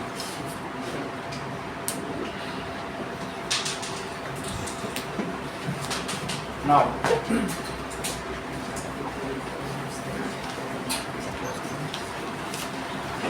States through which tropic of cancer passes, ये ठीक ठीक से करना, बुक में देख के करो, बुक में है ना,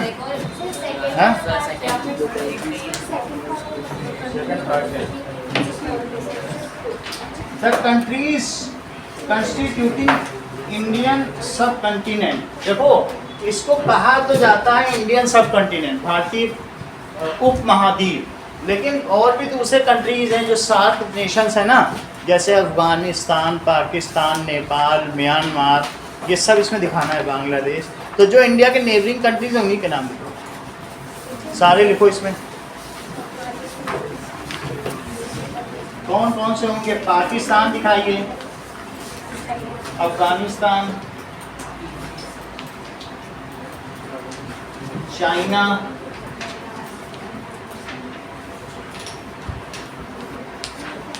जो चाइना हम दिखा रहे हैं इंडिया ने अभी उसमें तिब्बत क्लेम किया हुआ है, बोला तिब्बत एक अलग देश है, क्योंकि हमारे ITBP है ना, इंडियन जो तिब्बत बॉर्डर पुलिस, ITBP हम लोगों ने अभी बना रही थी। तिब्बत वालों को हमने अभी भरोसा दिलाया कि हम तुम्हें आज़ादी दिलाएंगे, तो जब चाइना लिखना तो तिब्बत लिखना, that is Tibet occupied by China, इसका ये मतलब है। नेपाल, सर जो आइलैंड कंट्री है उसका नहीं लिखना है, श्रीलंका, मालदीव। आइलैंड कंट्रीज, इसमें तो क्या लिखा है बताइए, ये सभी आएंगे, श्रीलंका तो नहीं किया है, दैट इज ऐसा इसमें दिया, श्रीलंका मालदीव्स मत लिखो। ओके, तो इसमें लिखा है नेपाल, भूटान, म्यांमार, बांग्लादेश। अभी मैं देखता हूँ नेट में, श्रीलंका इसमें मालदीव दो नहीं लिखे, लेकिन मैं नेट सर पर हम तिब्बत लिखे हैं China. China, Tibet occupied by China ऐसे लिखो। Nepal, that is Bhutan. भूटान एक गरीब देश है। Once there was the prime minister named यू मांग नाम था, उसके प्रधानमंत्री का नाम था यू मांग नाम था। लंबा नाम है सर वो। तीन Myanmar, that is Bangladesh.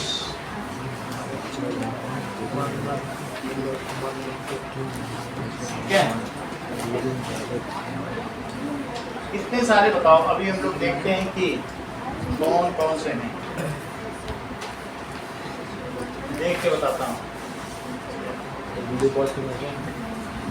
Sir video pause कर दीजिए। Name of countries in Indian सब कंटिनेंट, नहीं According to Byju's, the Indian subcontinent consists of India, Bhutan, Maldives, Sri Lanka, Nepal, Bangladesh, and Pakistan. The term subcontinent signifies the subdivision of a continent that has a distinct political, geographical, or cultural identity and also a large landmass somewhat smaller than a continent. तो Indian सब continent, ध्यान दो, neighbour नहीं पूछे जाना है, लिखा है भारतीय उपमहाद्वीप में। इसे अगर इन्होंने कंटिनेंट कहा है तो इतने को कह दिया भैया तुम लोग भी तो कितने सारे हो, तुम भी अपने आप को सब कंटिनेंट तो बोलो। तो हम लोगों ने भी अपने आप को बोला नहीं, हम भी एक कंटिनेंट के एक कंटिनेंट ही हैं। तो these 7 countries are combinedly known as subcontinent. Continent का भी जो पार्ट हो, 3 हिस्सा हमारा भी समुद्र से घिरा है, तो हमें भी छोटा मोटा कंटिनेंट माना जाना चाहिए नहीं, इसलिए हम सब कंटिनेंट है। हम नेबर की बात नहीं कर रहे हैं। भारतीय उपमहाद्वीप में कितने देश हैं? पहला देश तो भारत ही। सब कंटिनेंट के नाम से पूछा जा रहा है, नेबर नहीं। तो क्या लिखा जाए बताइए? इंडिया भी लिखो, इंडिया बीच में लिख देना इंडिया, ये कंटिनेंट है ना, बीच में लिख देना इंडिया, ठीक है। अब आगे देखो, और क्या श्रीलंका, मालदीव, मालदीव समझती हो ना, मालाबार कोस्ट के नीचे वाली लाइन है, that is Maldives and Sri Lanka.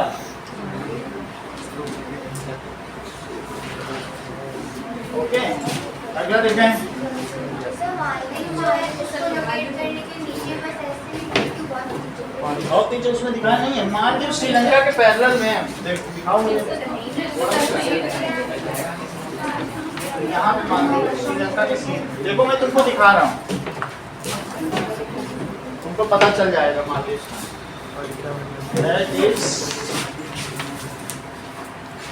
Maldives in map, ये देखो है, तो अब बुक से देख लो ना, वही जगह तो है। श्रीलंका के पैरेलल में दिखा दो, मैप नहीं तो बना दो, .1 लिख दो, यही है मालदीव, देख लो, ये श्रीलंका के नीचे, ये सब पूरा मालदीव्स है, ये डॉट है ना, ये पूरे मालदीव्स है, यहाँ से आता के सब। ओके, श्रीलंका से ही शुरू हो जाता है ये मालदीव्स। ये पहला डॉट दिख रहा है तुम्हें,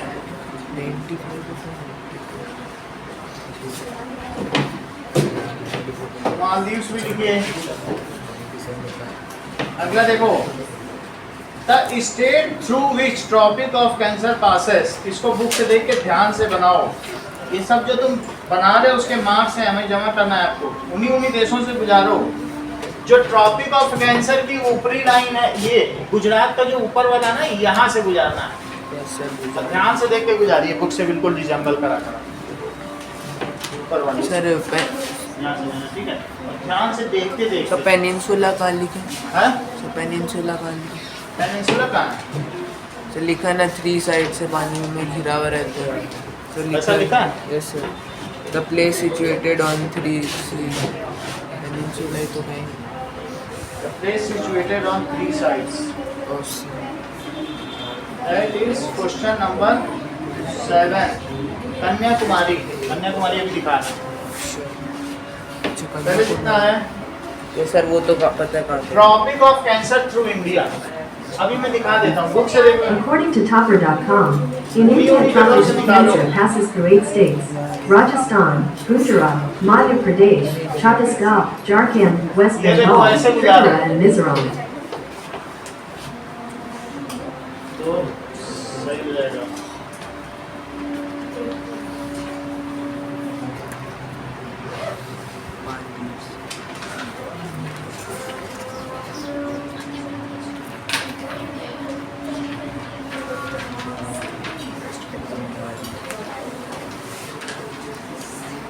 क्या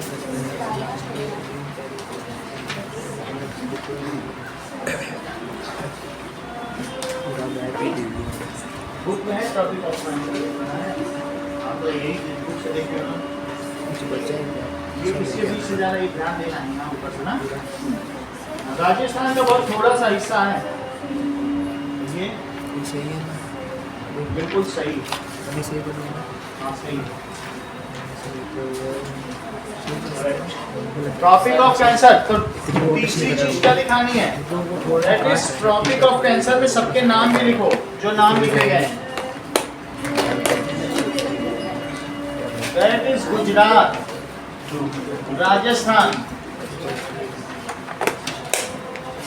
मध्य प्रदेश,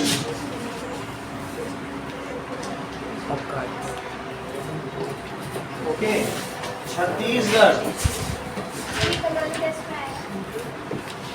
कल वाले टेस्ट में आएगा। 36।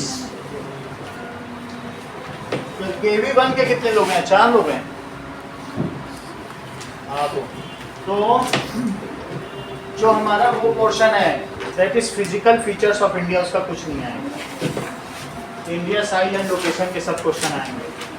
तो कल का मैं आपको बता दूं, तो इंडिया साइज एंड लोकेशन का आएगा, सिविक्स का फर्स्ट चैप्टर, हिस्ट्री का first chapter. Sir civics civics नहीं कराया?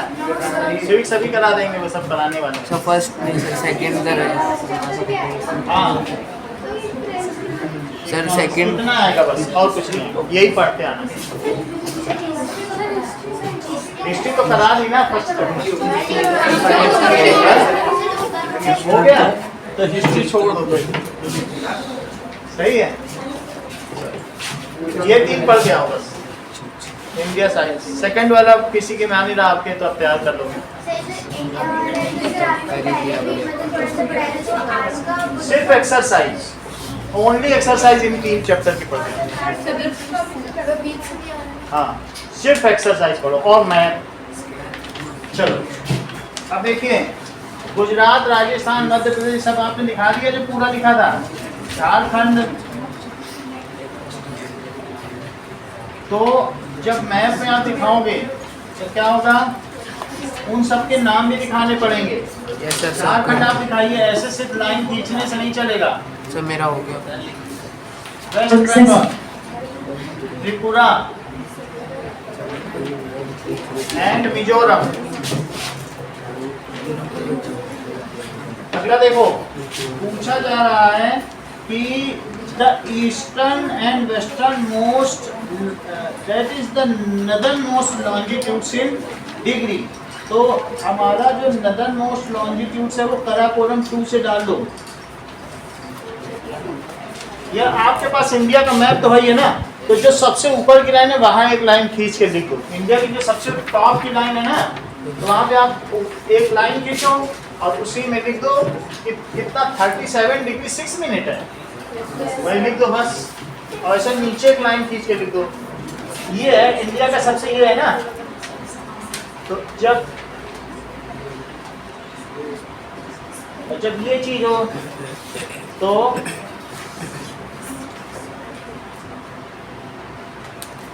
ये ऐसे लाइन ड्रॉ करना है यहाँ पे, और यहाँ क्या लिख दो 37.6 डिग्री। सर उधर सर इधर आएगा ना हाँ? सर, डिग्री इस तरफ आएगा और उधर डिग्री 6 मिनट, सही है। अब अगला देखो, तो दैट इज, ये कौन सा क्वेश्चन नंबर है?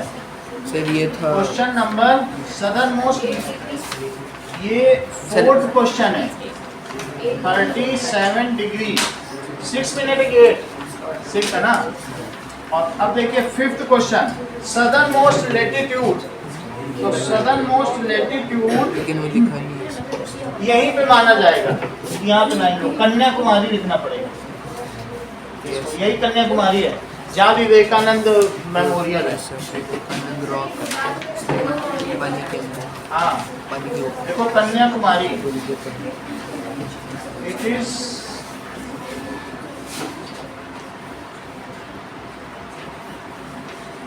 कन्याकुमारी भी लिखना है। और सर वो भी लिखना है सर लेकिन केवल डिग्री से coordinates. Okay, southern most latitude is 8 degree, Kanyakumari मत लिखो, 8 डिग्री, सर कन्याकुमारी वाला अलग क्वेश्चन। अलग क्वेश्चन है, 8 डिग्री 4 मिनट नॉर्थ, ऐसे लिखो। तो इंडिया का मैप कहाँ दिखाया गया, उसमें लास्ट मालदीव्स है, तो वो कहाँ पे ये है, तो उतना ही यहीं पे लिखे, सही है। ओके, नेक्स्ट देखिए, eastern and western most longitudes. अब इसमें यहाँ लाइन ड्रॉ करो, जो ये एक्सट्रीम है, यहाँ का एक्सट्रीम यहाँ आएगा और यहाँ अरुणाचल में आएगा, देखना यहाँ आता है ना, तभी तो हम टेढ़ा लेते हैं। ऐसा होगा कोई, ये तो यहाँ पे लिख देना, दैट इज 97 है क्या, 30 मिनट्स वेस्ट। यस, ये 68 डिग्री 7 मिनट है, और 97 डिग्री 25 मिनट, ये भी ईस्ट है। 30 मिनट, हाँ? 30 मिनट। 30 मिनट चेक कर लो, तो एक वीडियो बता दे रहे 25 है, 30 बता, क्या बोलते हैं। ठीक है, इसको कर लीजिए। अब अगला क्वेश्चन देखिए, 7, the place situated on 3 sides of sea. ये कन्याकुमारी में जब खड़े हो जाओगे ना, तो यहाँ पर देखने पर तुमको एक ऐसा बना हुआ स्टील की रेलिंग, जो इधर भी सी, इधर भी सी, इधर भी सी, तो that is the place Kanyakumari.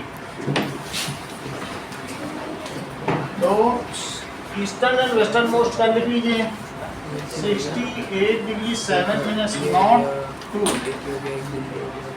97 degree 25 minute, ये दोनों ईस्ट हैं, ईस्टर्न। अगला देखिए, that is strait separating Sri Lanka from India. ये तो कन्याकुमारी भी तो स्टेट है ये एक ये सर कन्याकुमारी जाकर 8 डिग्री 4 मिनट। वही लिखा है, वहीं पे डॉट बना के लिख दो, यही कन्याकुमारी। दिस इज पाक स्टेट। और एक पौंडीचेरी। तो पौंडीचेरी को कहाँ पर करें? फाइन, ये कह सकते हैं, that is the two mass land separated by sea is known as Palk strait. उसे क्या कहते हैं? स्ट्रेट। तो ये पाक स्ट्रेट हुआ है।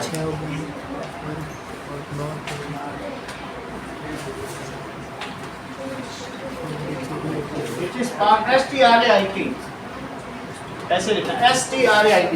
पाक स्टेट कहाँ है? यहाँ से देखो, जिसको हम राम सेतु नहीं कहते हैं, वही पाक स्टेट है।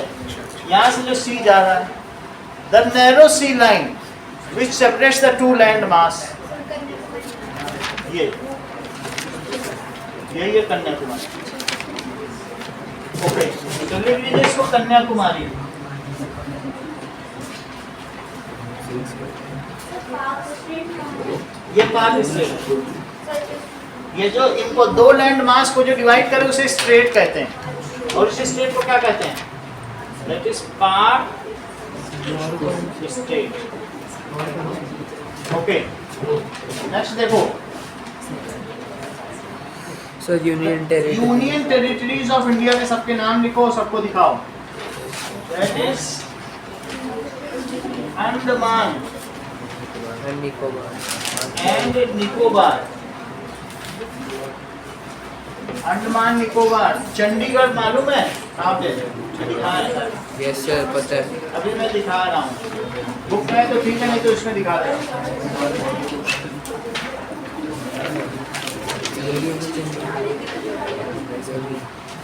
सर पंजाब में है।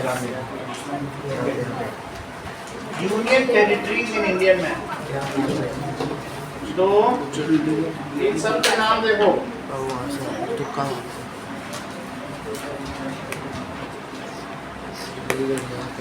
आओ।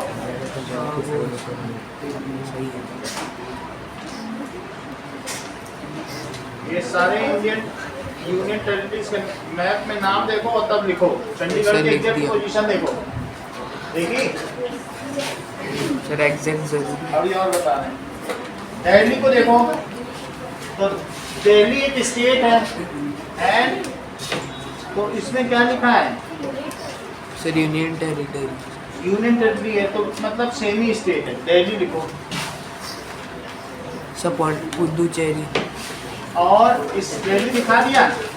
सर लद्दाख। चंडीगढ़, चंडीगढ़ हो गया। इसके आगे देखो, अब थोड़ा और नीचे आते हैं, तो यहाँ पर दमन दिखाओ। दैट इज दादरा और नगर हवेली। किस तरीके से है दादरा और नगर हवेली? पोजीशन देखो आप कहाँ कहाँ पे। और क्या दिखाया गया है? दमन एंड दीव, तो यहीं पर दमन एंड दीव है, आप देख लीजिए उसमें बना हुआ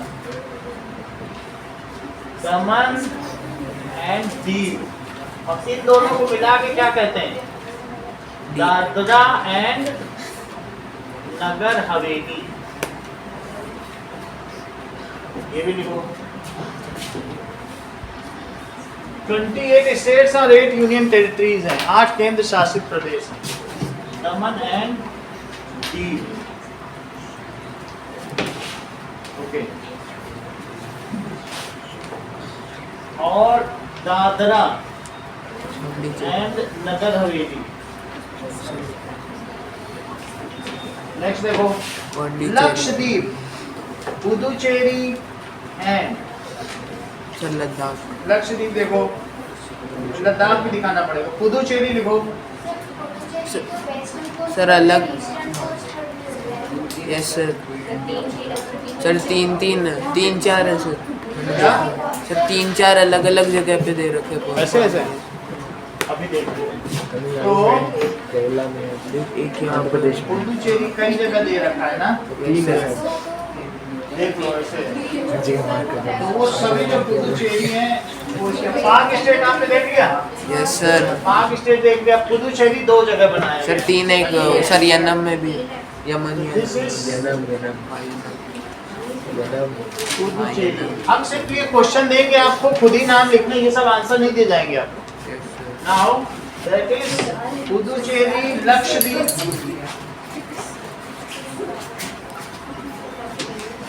ओके। नाउ अब आते हैं सिविक्स में। कोई जरूरी नहीं है, सर। पुदुचेरी। हाँ पुदुचेरी, ओके सर। नाउ अब सर आप सिविक्स का सेकंड चैप्टर भी नहीं कराओगे?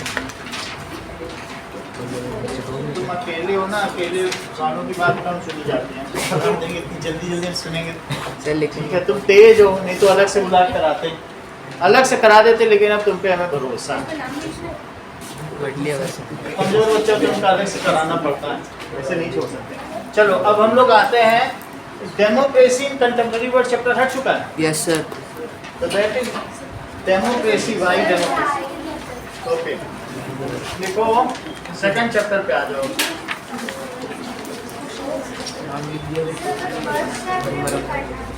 फर्स्ट चैप्टर वो कह रहे हैं कि कंटेम्प्रेरी वर्ल्ड हट चुका है, लोकतंत्र इंसान, वो तो सेकंड है। हैं?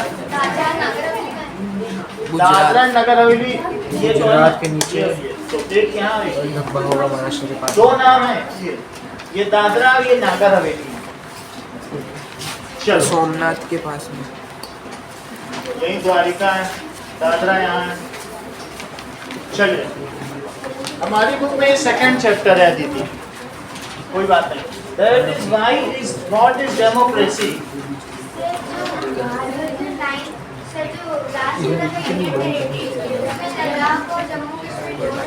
है ना,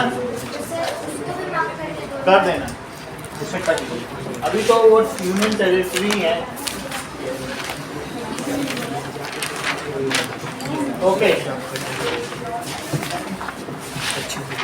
लोकतंत्र क्या है, लोकतंत्र क्यों, हमें लोकतंत्र ही क्यों चाहिए।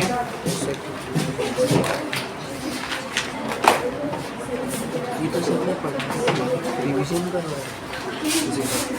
लोकतंत्र क्या है, लोकतंत्र चलो और फ्रेंच रेवोल्यूशन पढ़ा था, तो फ्रेंच रेवोल्यूशन पढ़ा था सर ने, ये भी पढ़ा, वो तो पढ़ना स्टार्ट तो बंद कर दो।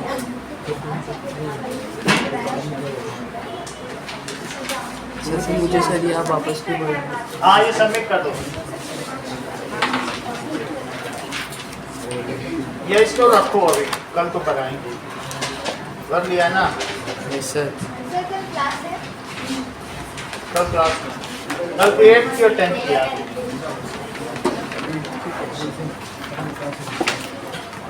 चलो सो दो चीज लिखो, मेरिट्स ऑफ डेमोक्रेसी।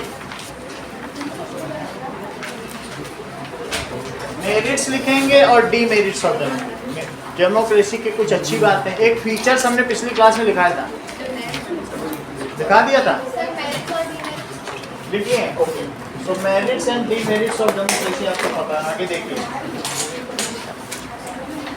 पूरा ही क्या बोलते हैं? Now,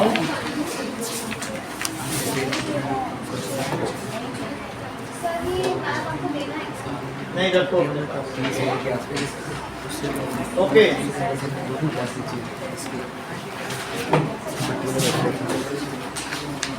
ऑन है ना, what is the legal framework order pass by Parvez Musharraf. Order pass by Parvez मुश्किल ध्यान दीजिए।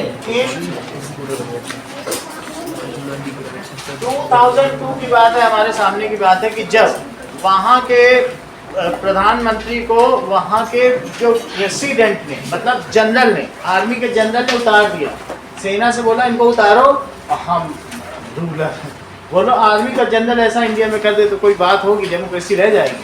आर्मी के जनरल के पास पूरी सेना, उसने उतार दिया। पाकिस्तान में डेमोक्रेसी नाम की कोई चीज़ नहीं है, 3 प्रधानमंत्री और 2 प्रेसिडेंट इस समय जेल में।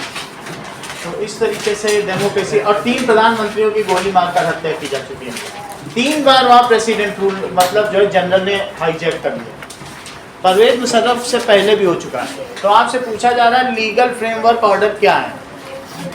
सो Parvez Musharraf issued in 2002 Parvez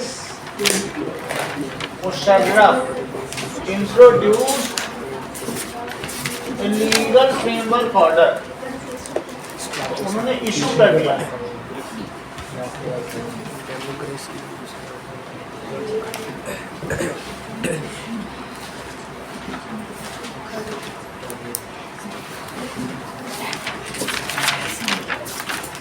legal framework order that amended the constitution of Pakistan. उन्होंने एक पेज बनाया, पेज में लिखा कि जो सुनो पेज में क्या लिखा कि इनको हटाना संवैधानिक है क्योंकि ये भ्रष्ट है और पाकिस्तान के सेनाधिपति का ये कर्तव्य बनता है, जनरल का, आर्मी के जनरल का, कि वो पाकिस्तान की रक्षा करे। पार्लियामेंट में चले गए, बोले सब लोग हाथ उठाओ, कौन मेरे साथ, सेना पीछे खड़ी है, और जो न उठाता उस समय हाथ तो वो गोली मरवा देते, बोले आप इसमें साइन करो, सब लोग जबरदस्ती साइन करवा दिया। और सारी दुनिया मानती नहीं थी, बोले हम परवेज मुशर्रफ को नहीं मानते, उन्होंने डेमोक्रेसी की हत्या कर दी। लेकिन जब पार्लियामेंट से उन्होंने पास कर दिया, बोले देखो सबने साइन किया था, लीगल हो गया ना वो। ऐसा ये हुआ हम लोगों के सामने। तो इन्होंने लीगल फ्रेमवर्क ऑर्डर इशू कर दिया दैट अमेंडेड द कॉन्स्टिट्यूशन, और पाकिस्तान का संविधान ही बदल दिया। That amended the constitution of Pakistan. ये क्वेश्चन कई बार आ चुका है, ठीक है। In this the president can dismiss the national और प्रोविंशियल असेंबली। सुनो बात, पहले वो जनरल थे, खुद को उन्होंने प्रेसिडेंट डिक्लेयर किया, और फिर president can dismiss the general province. President जिसको चाहे डिसमिस कर दे जनरल प्रोविंस। पहले वो जनरल थे, उन्होंने अपने आप को प्रेसिडेंट बना लिया। So that president can dismiss, जैसे हमारी राज्य सरकारें होती ना, वैसे वहां पर नेशनल और प्रोविंशियल असेंबलीज, प्रेसिडेंट चाहे तो लोकसभा ही भंग कर दे, राष्ट्रपति को ही उतार दे। कैन डिसमिस नेशनल एंड, वैसे वहाँ पंजाब क्षेत्र है, सिंध क्षेत्र है, बलूचिस्तान है, 5 अलग अलग क्षेत्र पाक ऑक्यूपाइड है, तो उन सब में से वो किसी को भी कर सकता है। नेशनल एंड प्रोविंस का क्या मतलब है? स्टेट। स्टेट इसका नाम होता है। स्टेट की विधानसभाओं को भंग कर सकता है या लोकसभा को,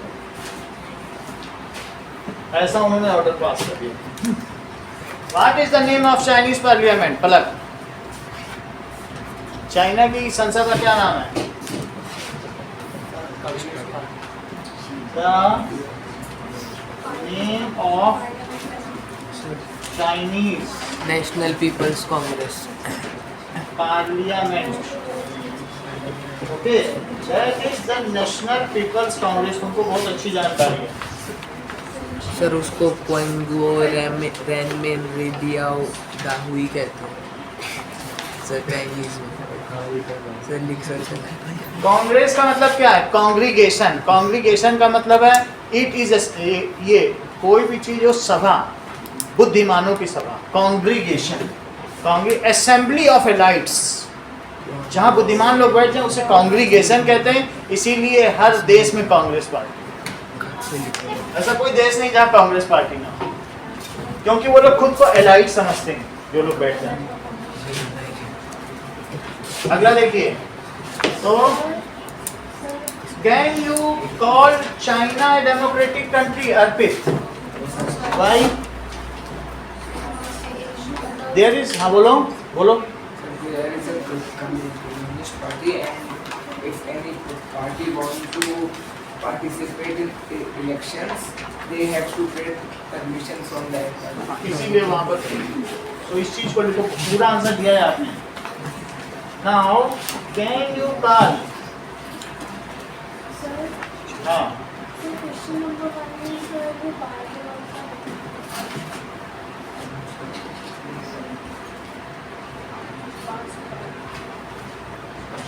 कहाँ लिखा है? भाई कहीं परवेज मुशर्रफ। परवेज मुशर्रफ। परवेज में यहाँ नुक्ता है, मुशर्रफ, मुशर्रफ में भी नुक्ता है, ठीक है। अब जरा देखो, that is, can you call China a democratic country? No sir.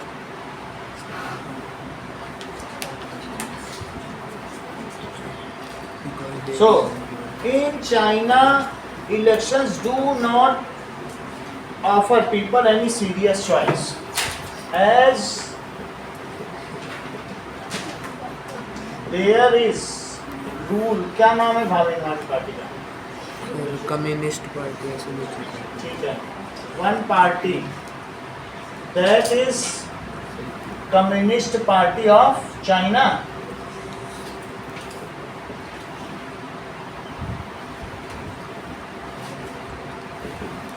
ठीक है, one party rule, no other party can contest election, कोई पार्टी इलेक्शन नहीं कर सकती है, no other party can contest elections. So elections do not offer people any real choice.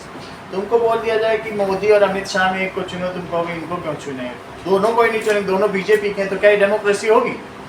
तो इस तरीके से so election do not offer people any real choice. Sir China capitalist sir capitalism को support करते हैं. कैपिटलिज्म को support की पूंजीवादी देश है कि ज़्यादा से ज़्यादा पैसा कमाए.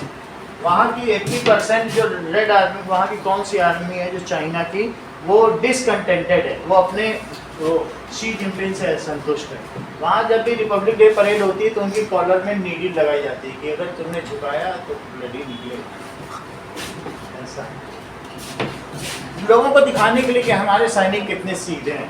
अच्छा चल, लेकिन लोग सेना करना ही नहीं चाहती. गलवान घाटी में सब मर गए, देखो लोग ब्लड. उनको कंपलसरी जवान होते होते सबके एक एक बेटा है, एक लड़के हैं बच्चा, सिंगल चाइल्ड सिस्टम है. उनको भी वो कहते हैं कि चलो सेना में भर्ती हो जाओ. कोई माँ बाप भेजना चाहेंगे तो जबरदस्ती, लोग इसीलिए पसंद नहीं करते. कंपलसरी उनको आर्मी में डालना पड़ता है 2 साल के लिए. नाउ अगला देखिए, Mexico. How can you say that Mexico till 2000 was a democratic country? Mexico कहाँ है? सर मैक्सिको सर यूएसए के नीचे. हाउ कैन यू से, सही कह रहे हो, तो यूएसए के ठीक नीचे मैक्सिको है, साउथ अमेरिका में. ठीक है, how can you say that till 2000 Mexico was not democratic?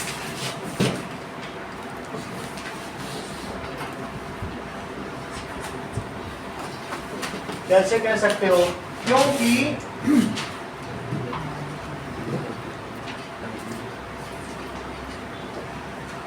till 2000 every election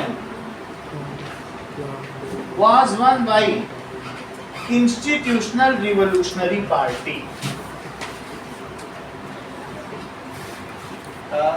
PRI. इसमें कौन थी वहाँ पर?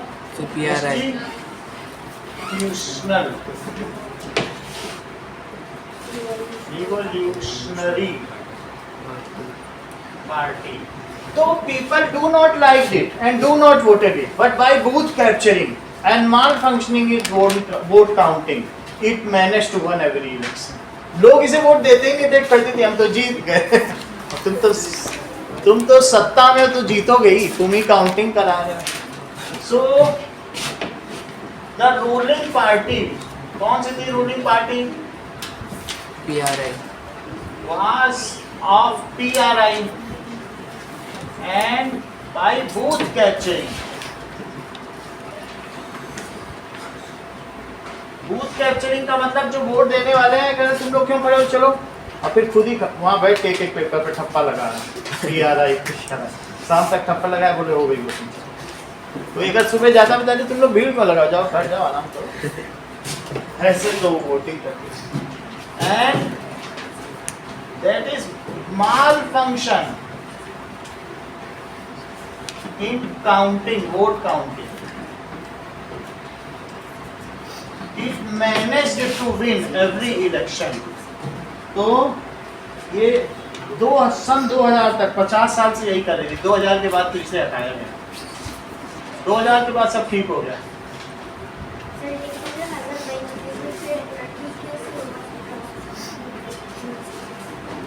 पब्लिक ने फिर निकल के आंदोलन किया, इनके जो प्रेसिडेंट के हाउस पे अटैक किया. अगला question, holding elections of any kind is not sufficient, why? Holding elections of any kind, सिर्फ इलेक्शन करा देना क्या ठीक है? Is not sufficient. तो तुम ही बात करते होते ना। फिर जब मैं इसे बोलता हूँ ना, वीडियो बनाता हूँ, mute the Arpit voice. Okay sir, इसमें ऐप डाला हुआ, ऐप जाओ देखो, प्ले स्टोर में पड़ा है, हाउ कैन यू म्यूट। वो तुम्हारी आवाज पहचान गया। The elections must offer a real choice, must offer a real choice, ठीक है, must offer a real choice और अल्टरनेटिव। अब एक ही पार्टी के सब खड़े हो जाएं, इधर अमित शाह खड़े, इधर योगी खड़े, इधर बोले चुनो हम में से, तो इनमें क्या चुने? अच्छा चलो घर ही चलते हैं आराम से। कोई रियल चॉइस नहीं मिले, तुम्हें वोटिंग तो मिल रही है, ऐसे ऑप्शन नहीं मिल रहा है अलग अलग पार्टी के, तब तो तुम क्या चुनने जाओ, है ना? Meaningful choice, alternative to people casting their votes, to people casting their votes. इसलिए ठीक है, they should also have a choice to remove the existing ruler. सिर्फ इतना ही ना हो, इसकी तरह ना हो, they should also have right to remove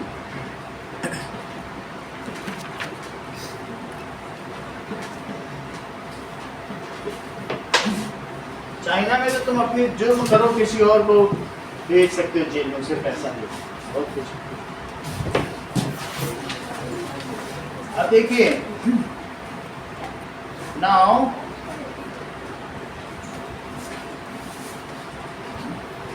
इतना ही रखिए। सर जो आपने इससे पहले